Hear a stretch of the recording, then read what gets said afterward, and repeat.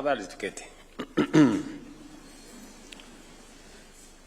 Mheshimiwa Waziri, Bwana PS, wenye viti wa kamati za bunge na wabunge, mwenyekiti wa KTDA na board, pamoja na mwenyekiti pia nimemwona hapa wa T-board pamoja na board yake. Ndugu wakulima wenzangu, hamjambo? Hamjambo tena? Bas, mimi nataka nichukue nafasi hii kwanza niwakaribishe. Karibuni sana katika mkutano huu, mkiwa ni viongozi wa kampuni za KTDA kutoka sehemu mbalimbali na mkiwa pia wakulima. Karibuni sana. Nimepata nafasi mzuri wakati tulipanga na wizara kuhusu mambo yanayohusu mambo yenu ya KTDA, and especially on the subject of what happened to Chase Bank and Imperial Bank.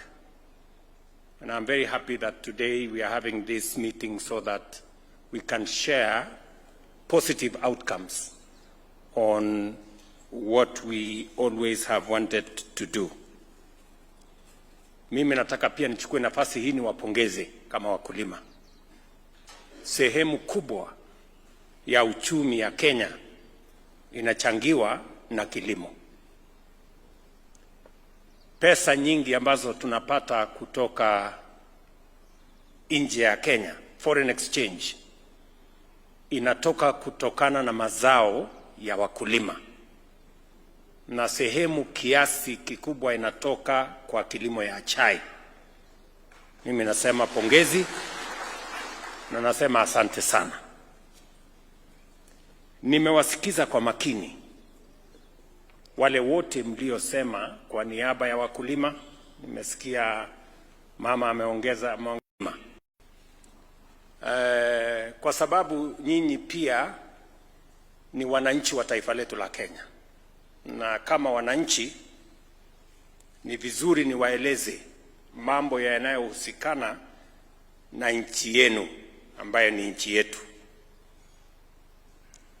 because as Kenyans we all have a contribution to make towards the country we want Kenya to be. And I'm very proud that this afternoon I have leaders from our tea sector to have this conversation with you on matters to do with tea, but also matters to do with our nation. Nawashukuru sana kwa kunipa nafasi ya kuwa kiongozi wa taifa letu la Kenya. It is not something I take for granted. Na katika nafasi hiyo tulikubaliana na nyinyi ya kwamba taifa letu la Kenya litaendeshwa sio kwa misingi ya kabila ama dini, litaendeshwa kwa misingi ya sera. Yale mambo tulikubaliana, how we want to take the country forward. And I need to tell you, as citizens of our country, as Kenyans, not just as farmers,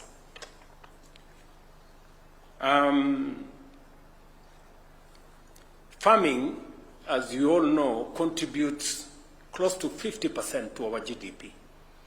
And therefore it is very important to us as a country, to us as government, that farming is given the attention that it deserves. When we went into the last election, we had come from a difficult moment of COVID and difficult situation, geopolitics, Ukraine and all the other things that were happening. And we all know that we were in a very difficult place, especially our economy was in a very difficult place. In fact, it was expected that there will be 6 countries in Africa that will default in their foreign financial obligations, and one of them was Kenya.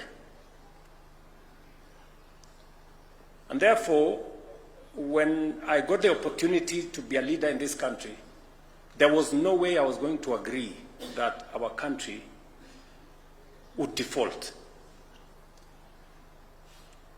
And it was so serious that hawa wabunge wenzangu hawa walikuwa na mkutano mahali hapo Masai Lodge, na rafiki yangu mmoja akawaeleza, ngojeni tu miezi 3 hivi 4, huyu mjamaa atatoroka, kwa sababu kitaumana, kwa sababu uchumi itasambaratika. But by God's grace, we made decisions that were necessary for us as a country. We reduced our budget. My first engagement with Parliament was to reduce our budget by 300 billion. We stopped the subsidies on unga. We stopped the subsidies on fuel. We cut down on our expenditure, because otherwise Kenya was going to default. In fact, we had the biggest ticket of $2 billion debt. And therefore, we had to take command and stabilize the economy of our country. Many people did not appreciate those difficult choices that we had to make. I can tell you today, as a result of the decisions we made, our inflation was at 9.6%. Our exchange rate was at 160 to the dollar, 165. Our foreign exchange reserves were at $5.9 billion, only 2.5 months cover. But today, I can stand before you as citizens of this nation we all love and tell you we have stabilized the economy of Kenya. Inflation, we have brought it down from 9.6 to 4.5. Exchange rate, we brought it from 165 to 129 to the dollar. Our foreign exchange reserves are now up from 5.7 to $11.8 billion, the highest in the history of Kenya. And because you follow current affairs, IMF 2 months ago released a report that said Kenya has now overtaken Ethiopia, has overtaken Angola. We are now the 6th largest economy in Africa. Because it was necessary, because without a firm foundation, economic foundation, it is not possible for us to build this nation. Number 2, you know very well that our agriculture was not doing well, especially our food security.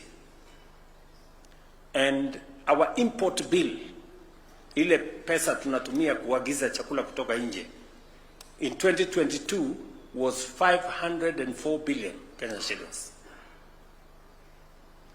Pesa tunaagiza mahindi, tunaagiza sukari, tunaagiza mchele, tunaagiza wheat, edible oil.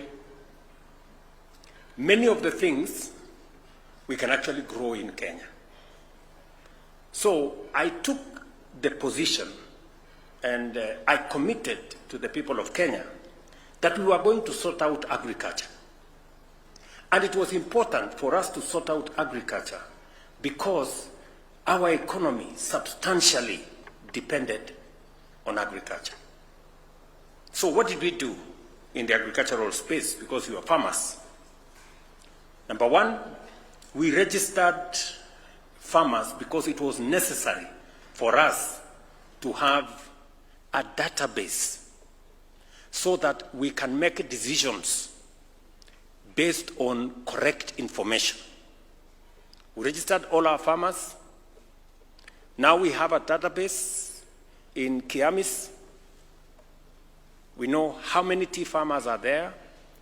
Every tea farmer, we know their acreage, how many coffee farmers are there, and their acreage, how many farmers are there doing sugarcane and wheat and maize and on and on and on. Today, I can confidently tell you we have a database on all our farmers, and we can make decisions on the basis of correct information. That was our first assignment. Because all this time, we didn't have a database of information. Number two, I told you we were going to change from subsidizing consumption to subsidizing production. When I came into office, we had a bill of 8 billion shillings ya kusubsidize unga. We were paying 14 billion shillings every month to subsidize fuel. And it was not sustainable. And we were going to go into a ditch. Instead of subsidizing unga, mnakumbuka, si nyinyi ni wa Kenya? So mnakumbuka kulikuwa na watu wamevaa sufuria hapa kwa street. Wameweka sufuria kwa kichwa, wanasema mambo ya unga. Unga ilikuwa 240 per 2 kilogram bag. Na ilikuwa before I was elected. Sasa nilikuwa nashangaa, sasa nyinyi mnanifanyia maandamano na unga nilikuta tayari iko 240. But we had to do something. You remember my first statement pale Kasarani on my inauguration. I said we are going to start bringing down the cost of fertilizer. And I remember clearly saying we are going to start with KTDA. Mnanielewa? Because the reasoning is, if you want to promote production, if you want to deal with the cost of basic food items including unga, you don't go and subsidize the shop or the merchant. You go look for the farmer. Kwa sababu unga haitoki kwa duka. Unga inatoka kwa mahindi, mahindi inatoka kwa mkulima. So ukitaka kusuluhisha shida ya njaa, tafuta mkulima. Mnanielewa? So that is the direction we went. We subsidized seeds. I was having a conversation with my waziri here. We still owe money to Kenya Seed because they are subsidizing our production of seeds. We have subsidized fertilizer. You all know as farmers, fertilizer was being sold for anywhere between 5,000 to 7,000. We have now stabilized that price. We brought it down to 3,500. We have now brought it down to 2,500. I must commend KTDA because they have been faithful. You know I owe them some money, but I'm going to sort it out. Chairman hapo Kirundi amesema kuna pesa kidogo kidogo, tutafanya mahesabu. Bora tumesauta out wakulima kwanza waendelee na kilimo, mimi na nyinyi tutafanya hesabu. So number 3, the third thing we had to do kwa hii sekta ya kilimo ni kufukuza wakora. Cartel, brokers, walikuwa wamejazana everywhere.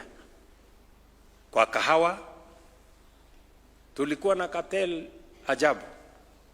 Mtu mmoja ako na leseni, yeye ni farmer, ako na leseni ya brokerage, ako na leseni ya mila, na yeye ndiye ananunua kahawa hapa Nairobi Coffee Exchange. Mtu mmoja. So anahangaisha wale watu wengine hapa katikati. When it is convenient, he is a farmer. When it is convenient, he is a broker. We have changed the licensing regime. Now you can only have one license, so that we streamline that space. Pale kwa sukari, mnajua what was happening in the sugar. Kulikuwa na wajeuri huko wamejazana. Wao ndio wana decide tujui nani atafanya nini, nani atafanya nini. Watu wa kiburi mingi. Mpaka nikafika Kakamega nikawaangalia, nikawaambia mambo ni matatu, muamue. Ama amukusikia niliwaambia mambo ni matatu, mjue vile mtafanya. So we have gotten rid of cartels, brokers, and people who undermine the sweat of farmers. And number 4, we are now beginning to explore new markets. That's the commitment I made. I told you we were going to drive the agricultural sector, because I have been minister, using correct information. We're going to subsidize inputs. We're going to make sure that we get rid of brokers and all the other characters in between. And we are going to look for markets for our produce. Today, I can confidently tell you that we have registered 6.5 million farmers in our database. We have distributed 21 million bags of 50 kilogram of fertilizer, and we know how many to which farmer. Our productivity, sugarcane, in 2022, we produced 495,000 metric tons. In last year, that has gone up to 815 tons of sugar. Coffee was selling at 60 shillings. I know some of you may be coffee farmers as well. Today, coffee in Kenya is selling between 100 shillings and 140.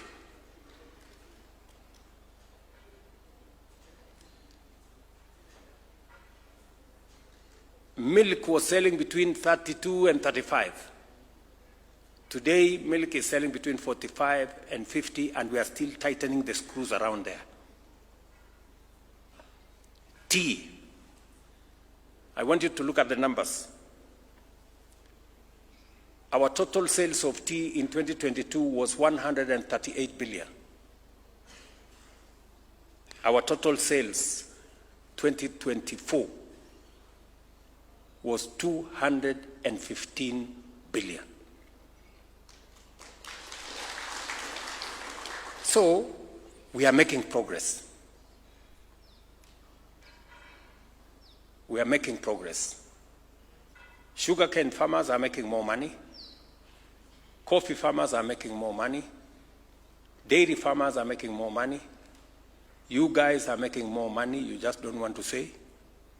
And we are going to make sure that going into the future, among the things we want to do so that we can expand this sector better is to make sure that we do more processing, more value addition, and create more markets.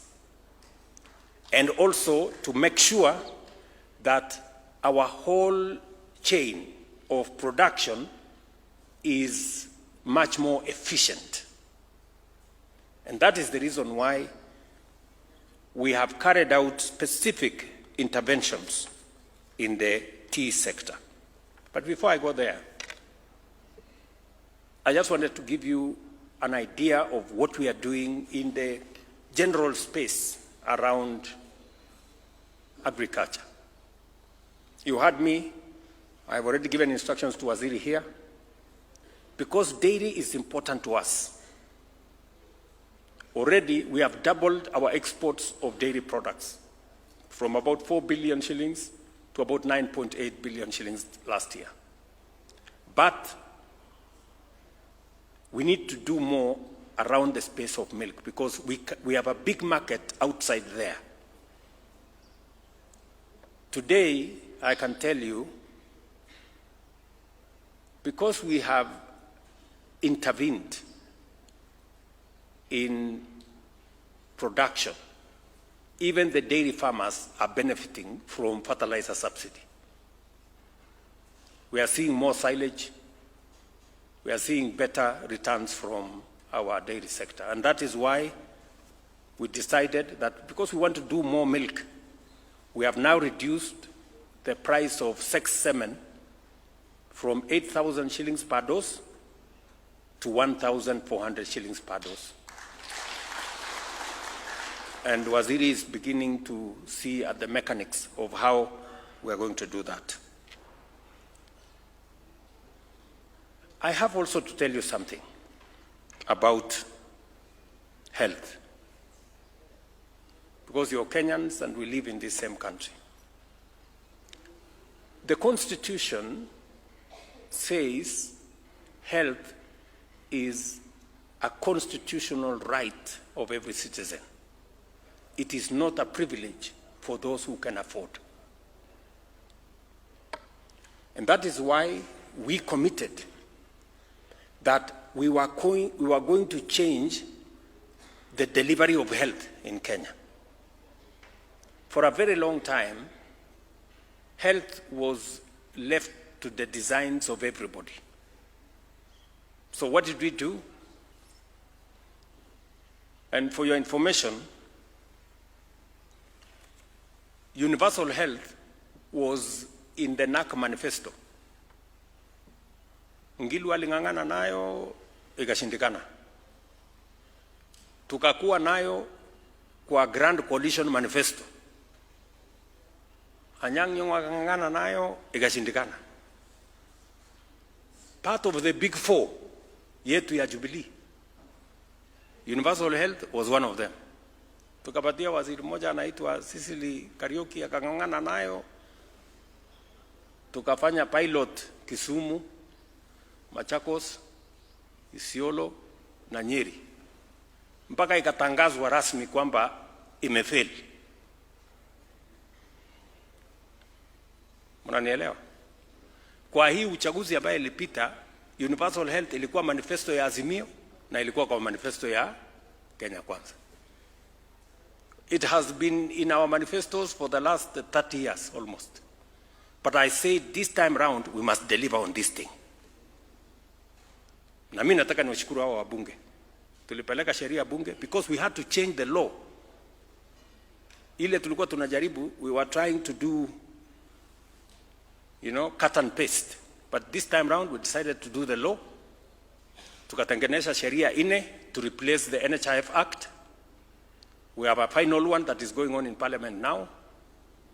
And we have changed completely the delivery of health in Kenya. Today, I can confidently tell you that from 7 million people who are registered in NHIF, we have close to 27 million people today registered in SHA. Mnanielewa? We have changed the financing structure. Ile ya NHIF ilikuwa na ubaguzi. It is only when you have a job, when you have a pay slip, that you can be registered or when you can afford. But we have said under SHA, every Kenyan must be registered because health is a right, constitutional right of every Kenyan. And we have gone a step further. We have appropriated 21 billion shillings to make sure that every citizen who goes to hospital, kwa health center, kwa dispensary, kwa level 4, pale kwa sub-county, watatibiwa, watapatiwa dawa, hata kama ni sindano kudungwa, na aende nyumbani bila ya kuitishwa pesa yoyote. Mnanisikia? That is the position as I talk to you today. Na tumekubaliana na counties, kwa sababu bado kuna counties hospitali zinacharge wananchi. It is criminal for anybody to charge citizens for a service already paid for by the government of Kenya. So, and I want KTDA, because you have members who are farmers. We need you to work with us so that we can help you support your farmers. Tumeelewana? Ile contribution structure ya zamani ya NHIF ilikuwa mama mboga na wale watu wa chini huko shilingi 500. Mimi na hawa wabunge 1700. Sasa wewe hata kama hesabu ni ngumu, ule mtu mama mboga mapato yake ya mwezi ni shilingi 5,000. Analipa 500. Kwa hesabu bwana chairman, what percentage is that? 500 kwa 5,000? 10%. Si ndio? Mimi na hawa wadosi hawa tunalipa 1,700. Mimi napata mshahara 1,000,000, hawa napata 800 hapo. Percentage yetu ni 0.01%. Iko fairness hapo, iko fairness hapo. Ati mtu wa chini analipa 10%. Sisi wadosi tunalipa 0.0%. Ndio nikasema hii ubaguzi jameni tuachane naye. Let us have equity. Let us have fairness. Kwa hii SHA sasa tumesema kila mtu alipe 2.75%. Mama mboga atoke 10%. Mnanielewa? So today I can tell you we are raising enough money to make sure that every Kenyan gets treated. We have 27 million Kenyans registered today. Walikuwa wanapiga kelele zamani, oh SHA haifanyi, wamekaa kidogo. Wamesema inafanya lakini inataka kufanyiwa namna hii. Ndio sawa. Tutarekebisha. And we have stopped the fraud. And I want to tell you, NHIF iliangushwa na wakora na wezi. Tulikuwa na hospitali moja hapa Kino, hapa. Inalete bill, inasema wamefanya upasuaji ya watu 20 kila siku. Sasa tukashangaa hii hospitali Kino, it must be a very big hospital. Ilikuwa inaitwa St. Catherine. Tukaenda kutafuta kuangalia. Tukakuta iko kona, second floor kwa kona fulani. Hakuna hospitali, ni watu tu wanahangaika wameweka kibao. Kazi yao ni kuiba, kuandika tu claims. Nini. Tukafunga. Kulikuwa hata na mtu mwingine huko Eldoret. Alikuwa na hospitali kubwa hapo. Lakini kwa hiyo hospitali yake accountants ni wengi kuliko madaktari. Sasa wewe ujiulize accountant anafanya nini kwa hospitali? Si hospitali mali ya kutibu watu. Lakini accountants wamejaa hapo. Kazi yake kubwa fake claims. Just imagine wakati tumemaliza sasa tumesimamisha NHIF tukasema hii 30 billion tunataka kulipa. Hii madeni. So mnasema iko madeni ya 30 billion ya NHIF. Tukasema haya. Let us do verification. Nikatengeneza committee, waziri akagazette committee ya verification. Unajua nani alienda kotini? Wale watu. Wakasema hatutaki verification, lipa tu sisi pesa. If we owe you money, si unalete makaratasi yako useme ndio hii nilitibu fulani, nikatibu fulani, ndio hii makaratasi. They don't want, because it was pure fraud. And I want to promise you that we are not going to pay any fraudulent claims in SHA. We have made the whole system a digital system so that we only pay for Kenyans that are treated. And you are going to see how much change is going to come as we implement this program. Because I need to tell you so that you can assist your members and take the country forward. The final thing I want to talk to you about is the whole program of job creation. Sisi wote hapa ni wazazi, tana mimi. Tuko na watoto wamemaliza shule, form 4, wametoka college, wametoka university. Ni kweli ama si kweli? Shida kubwa ya Kenya ni jobs. We spend 650 billion shillings to train Kenyans every year. But we haven't been thoughtful about what happens when they get out of school. So this time round, we decided to be deliberate and intentional on where are we going to create these jobs. Because you gave me a job, I needed to think about what is going to happen to others who don't have the job I have. You know? So we have 4 pathways. Number 1, tukasema tufanye affordable housing. Many people walikuwa wananiuliza, hii affordable housing, what is it for? Affordable housing, yes, is because we need to do decent housing. We need to get rid of slums. We need to reduce land fragmentation. We need to make sure that but more importantly, we need to create jobs for the young people of Kenya. Na hiyo story ya jobs na story ya housing, wacha niwaeleze tena. Hii story ya housing imekuwa kwa books yetu tangu zamani. Housing ilikuwa manifesto ile ilitangulia.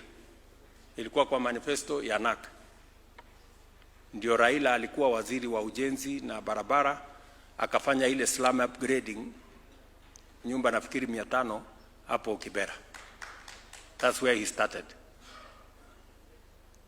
Lakini baada ya hiyo ikakwama. Ikakuwa kwa manifesto ya coalition government ile tulikuwa naye. Ikakuwa kwa manifesto yetu ya Jubilee. Among the big 4, one of them was housing. In fact, when we were elected with my senior Uhuru Kenyatta, aliniambia we must implement this housing. Na kwanza yeye ndiye aliniambia, I know of a very good professional ako South Africa. Tukaenda tukamtafuta huyo professional, anaitwa Hinga, tukamlete. 2018 akakuja hapa. Tukatengeneza sheria affordable housing. Tukapitisha bunge. Wakati ilifika hapo sasa ikaanza kelele. Kelele, hii levy, kelele. Sasa Uhuru akaniita akaniambia, William, si wewe uko na nyumba? Nikamwambia niko na nyumba. Na hii kelele tunapigiwa hii ni ya nini? Kama watu hawataki manyumba, aje ikae. Tukawachana naye. Ikafika 2022. Manifesto ya Azimio iko housing. Manifesto ya Kenya Kwanza iko housing. Kwanza hii 1.5 hii mumeniita naye Zakayo ilikuwa kwa manifesto ya Azimio. Hii 1.5 hii.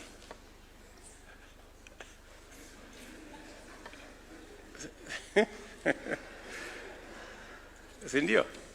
Yes, ilikuwa kwa manifesto ya Azimio.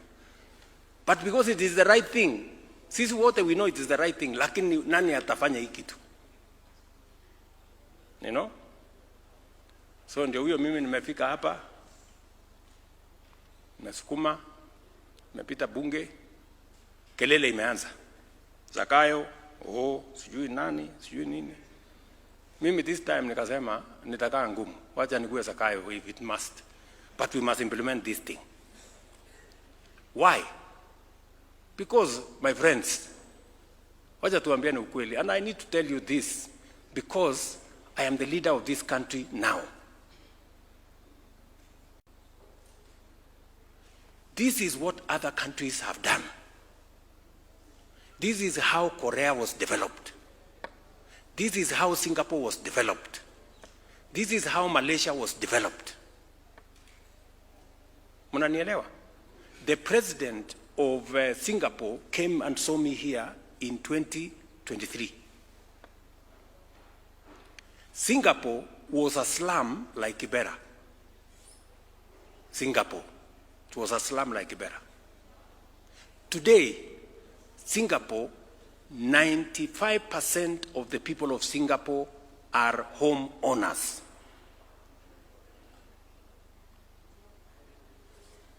They are in the first world. Today, Singapore is in the first world. 95% of their people are home owners. In Kenya, 7 million people are living in slums. We are in the third world. Mnaona ile saa zingine hasara tunapojiweka sisi wenyewe. Listen. Go and check the facts. In 1963, South Korea had exactly the same GDP as Kenya. South Korea was a congested place like Vihiga or Kisii. Today, South Korea is in the first world. Their GDP is 40 times the GDP of Kenya. Sisi tumekwama hapa.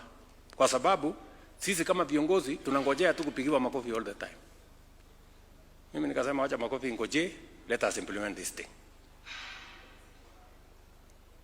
Mnanielewa ndugu zangu wa Kenya? I must tell you this because you are the citizens of this nation and you have a stake in this nation. Today, 320,000 young people are working in our program of housing. We have 170,000 houses being built. We have 700,000 houses in the pipeline. We have 400 markets which we are building across Kenya. We have 170,000 hostels we are building for our young people in colleges, TVETs, Kenya Medical Training Centers, and universities. I saw some people arguing on what I said in Ethiopia. The contracts we have signed under the affordable housing program of markets, of hostels, and of affordable housing is 600 billion Kenya shillings. Those are the contracts we have signed, and they are under construction. It is more than $4 billion. And this is not money we have borrowed from anybody. This is money yetu ya nyumbani, the money we have from here at home. Because we just sacrificed 1.5% of our earnings. Sasa mimi nataka niwaulize wa Kenya. Ukienda leo Mandera, the largest housing estate is affordable housing. Wajir, Mombasa, Kitui, Nairobi, Bungoma, Kisumu, any town, the largest housing estate is affordable housing. And it is just 2 years. Tell me what's going to happen in 10 years. Tell me what's going to happen in 20 years. You will not recognize this country in 20 years because of this affordable housing. Mnanielewa? Good people, That is how a nation is transformed. A nation is transformed by a vision. And when leaders lead from the front. Tunaelewana? By December this year, 600,000 Kenyans will be working in affordable housing. By next year, mid-next year, we will have 1 million people working in affordable housing. And you will see it for yourself. You know, how we are going to change this country. And Kenya is not the only one. Sisi ni kuchelewa, tumechelewa. Korea wametuacha na miaka. Tukikaakaa tu hapa na kuongea na kupiga mdomo na ukabila na chuki na nini na vitu ya bure. Number 2, we are pushing the agenda on digital jobs. If you go to Ruiru hapa, mutaona. If you go to whatever place, you will see. Number 3, we are pushing the agenda on export of labor, or what we are calling labor mobility. Create more opportunities for Kenyans to work globally. So these are among the things we are doing to change our country. And I want to encourage you as citizens of Kenya. I have the privilege to be the leader of this country today. And I must tell you as it is, so that we can make the right decisions. We are free to make the wrong decisions. There is no problem. But I don't want you to make the wrong decision when I can tell you what the right decision is. Hii nchi mnaona hii tutaibadilisha in our lifetime. Tukiwa hapa hii nchi itabadilika. China changed their country in 30 years. It was among the poorest countries in the world. Today, China is the second largest economy in the world. Believe you me, I am confident about Kenya and our capacity and our ability to leave this third world place where we are and join the first world in 20 years. We can do it. Na mimi nitasukuma. Mtanipigia kelele, lakini nitasukuma hii kitu mpaka. Because, listen good people, hii pesa yenu, silikuwa imekwama pale kwa bank. Na Kiingereza mingi, huyu anasema, huyu anasema, huyu anasema, ule mwingine, huyo mwingine. You know? Today, you are going to walk away with a check of 2.65 billion for your farmers. Si namna hiyo? What has happened in this sector of yours? In 2022, our average price per kilo was about 51 shillings. Today, by last year, the average price is 64 shillings per green leaf in tea. Our total exports of tea, as I told you, was 138. Last year, tumefika 215. My push, and I have told the tea board, I have told the minister here, our push is that we must get our tea from where we are today. We must push it to 270, 280 billion by 2027. And there are certain things we have to do. You know very well the numbers Kirundi there knows. Made tea, we had 500 and almost 35 kilos in 2022. By last year, we were at 598 million kilos. We need to push two things: value addition It is the reason why Parliament passed the law to remove taxes on packaging material. As a result, we already have 5 companies that are setting up in Kenya to begin the process of value addition and processing. Already we have licensed 5 new companies into Kenya. Our plan is to make sure that as we make progress into the future, we are selling, as Chairman here said, more processed tea. More processed tea, more orthodox tea. That is the future. That is how we are going to raise 270 billion by 2027. We have a plan. The minister here is very well briefed on what he needs to do. We are opening up new markets.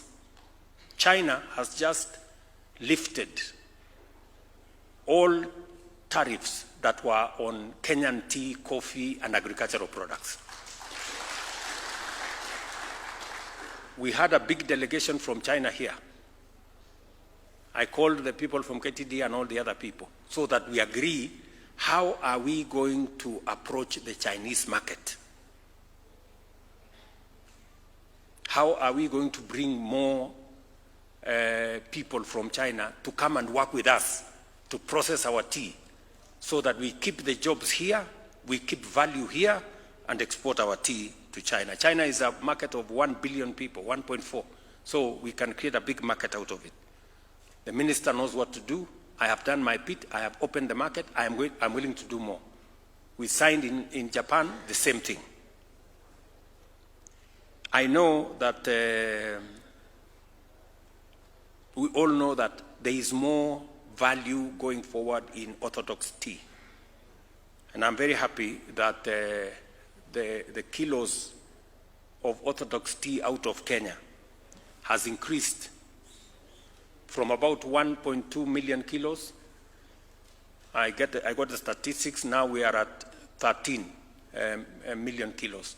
We should accelerate. You as managers of tea in different factories, let us now begin to focus more on orthodox tea.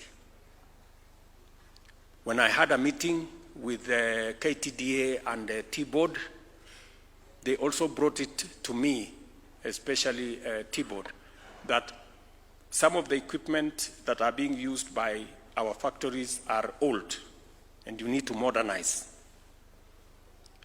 And because we couldn't give you direct money from government because there is a lot of private sector engagement, so we decided that we are going to provide a facility. We have now concluded you have a facility of 3.7 billion to use that money to modernize your factories. Mutapangana na waziri hapa na timu yake how you are going to assess that money. What that money is we have reduced, tumesema KTC wapatie hiyo pesa at 5% interest. Ile mlikuwa mnakopa kwa bank, mlikuwa mnalipa 18%. Sasa hii mtapata na 5%. Najua nyinyi mngetaka free money, lakini free money sasa hakuna free money siku hizi. Si ndio? So tukae hapo. Let me conclude by saying nimefurahi sana kukutana na nyinyi because you are leaders. Nyinyi ni viongozi. Na viongozi sio viongozi peke yake wa chai. There is a reason why you are seated here and not all the 600,000 farmers are sitting here. You are sitting here on behalf of them. And it's because you are leaders. And whenever I find leaders, I want to share the vision for Kenya. Where are we going? What should we be doing? Why are we talking about the success of others? Why are we not succeeding as a country? We need to deal with it. We must also spend our money properly. I engaged the government of Indonesia. I engaged other governments, and we agreed out of experience that procurement of public services, we lose up to 40% of public money through procurement. And that is the reason why we have said we are going to go e-procurement, so that everybody inajulikana. Hakuna haja ya giza. Kama wewe unatuuzia mali kama serikali, shida iko wapi kama wananchi wamejua umetuuzia kwa shilingi ngapi? Why does it have to be in the dark? All we are saying is, if you sell something to government, let it be made public. Fulani alituuzia kitu fulani kwa shilingi fulani. Kwa sababu kitu ya shilingi 10 serikali inanunua na shilingi 15 ama shilingi 20. Why? Sijui kama tunaelewana. So we have said tuweke kila kitu kwa mtandao hapo. Wewe fulani wa fulani ulituuzia simiti gunia moja shilingi 2,000. Simiti kawaida kwa duka ni shilingi 700. Haya. Maswali sasa tuanze kuulizana kutoka hapo. Ndio mnaona hii kelele yote, mpaka wengine wameenda kotini kublock, because they want to continue hapa kwa giza. Hii giza lazima tuondoe. Let the public know how much is government procuring public services for Kenyans. Ama mnataka tuendelee kwa giza? Yeah, that's all we are saying. This is how to stop corruption at the beginning. Tusingoje mtu aibe, twende tusumbuane na yeye, tutafute DCI, sijui tutafute nani, anti-corruption, nini. Why don't we stop this thing? Kabla pesa haijaibiwa, si tunyamkwamisha hapo. Tuanzie hapo. So that's what we are saying. So, for the avoidance of doubt, let me say, we are not going back on e-procurement because we want transparency. And we want to make sure the people of Kenya get value for the taxes they pay. They get the to pay for the correct amount for services or products that they purchase. That is how we are going to eliminate corruption. That is how we are going to deal with pilferage. And that is how we are going to save public money. And I have said clearly, any public official who does not want to participate in e-procurement, hakuna mtu amelazimishwa kufanyia kazi serikali, aende afanye kazi mahali iko giza. There is no problem. Lakini hapa hakuna nafasi ya kufanya mahali iko giza. We don't want. Kuliko kusumbuana na watu, kupelekana kotini, kusumbuana. Let us stop corruption at the beginning. I encourage KTDA to do the same. I encourage KTDA to do the same. Fanyeni procurement mahali iko wazi. Wacha watu wajue ni pesa ngapi. So, marafiki zangu watu wa KTDA. Chairman Kirundi amesema niko na deni yenu, nakubali. Niko na deni. Waziri, nitapangana na wewe at least bilioni 2 tulipe kabla ya Disemba huyu mtu. Unajua sasa anakuja mahali kwa watu wengi hivi, anakuja kunitangaza huyu mtu wako. Sungeniambia kando. Lakini sawa tu. Sasa kwa sababu nataka transparency, hiyo ni mzuri. Sasa hata wale wengine wakubali tupeleke mambo kwa e-procurement. Ndio, kila kitu iwekwe mahali kwa wazi. So, we are going to have a conversation. I know that KTDA is doing a good job. You have tried your best to keep to the prices we agreed on. We are going to make at least available 2 billion shillings before when we do a supplementary budget. Alafu tutakumalizia tukifungua mwaka, halafu tuwe sawa sawa sisi wote. Nimewaambia mko na pesa 3.7 billion ya kukopa to modernize your factories, and we have kept interest at 5%. It's almost free money. Na mkimaliza hiyo 3.7 tutawaongezea pesa ingine until we modernize all the other factories so that we can use this sector to grow our exports. But I also want Waziri and his team and T-Board and everybody, including KTDA, we begin to have a strategy on how to add value to our tea. I have taken the firm position that we cannot continue to sell our tea as Lipton tea. It has to have a Kenyan brand. Hata watu wa Lipton niliwaambia, hata mkiandika Lipton andika hapo made in Kenya. Yes, because it is what it is. Na wamekubali kusema okay, wacha tufanye namna hiyo, lakini tutapangana vizuri. So we must brand our tea, do more value addition. Mtatueleza as practitioners kama kuna sehemu mnataka to adjust sheria kidogo. Wabunge ni hawa. We have 2 committees, very committed people. I must speak for them. They are actually like trade unions for farmers. Wanafanya kazi ya wakulima pale ni kama wanalipwa. Lakini mimi naona kama wanalipwa. Mshahara yani ile ya bunge sisema.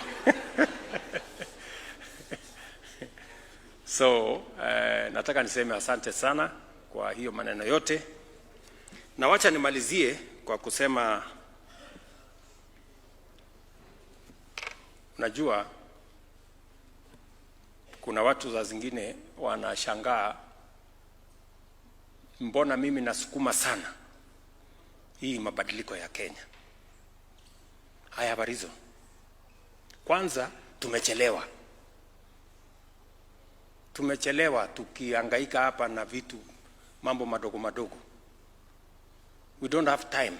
Unajua kuna watu wengine wananiambia hii umefanya ya elimu ni ngumu, sijui hiyo ingine ya affordable housing ni ngumu, sijui nini ile ni ngumu, ya SHA ni ngumu, ungengojea ingine ufanye huko second term, sijui nini.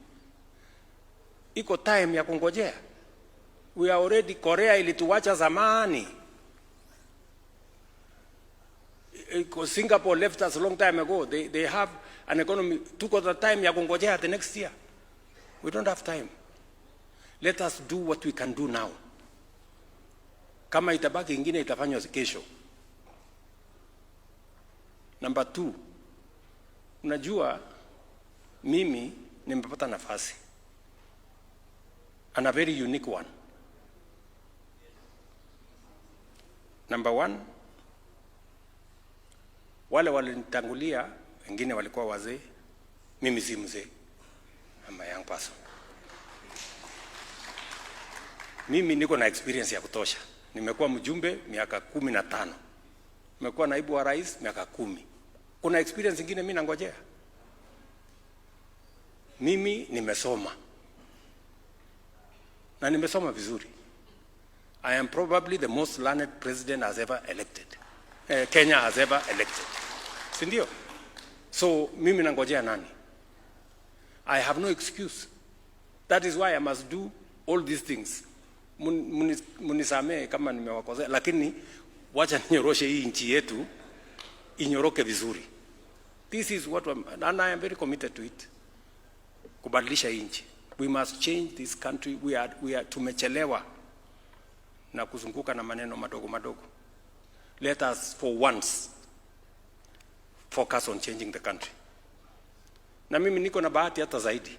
Unajua sasa mimi leo ni kiongozi wa Kenya Kwanza, which is the ruling coalition.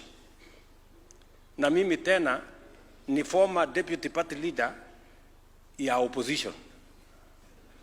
Mimi nilikuwa deputy party leader ya ODM. Sasa nobody else has the network kuunganisha pande hii na pande hiyo na kusukuma pamoja.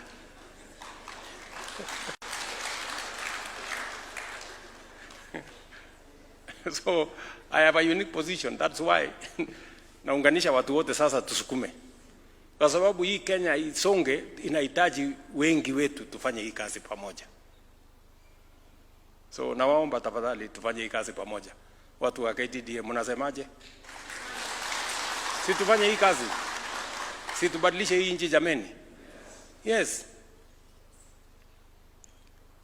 Ndio mnaona nimetafuta mzee Tinga, nimetafuta former president, nimewambia tuketi chini pamoja, tupange hii nchi isonge, so that we have a country we are proud of, tuweze kusukuma iende mbele.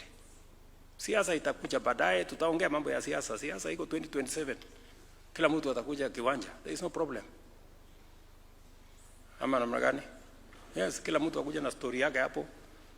Na hata wale wa upinzani nilimewaambia tafadhali jipangeni. Kasongo, sijui Ruto must go, sijui one term haitoshi. You need to have a plan. Ama? Lakini mkikaa hamuna agenda, hamuna mpango, hamuna sera, hata akili inaonekana hamuna. Sasa kwa sababu kama wangekuwa na akili, si wangekuwa wamepanga kitu.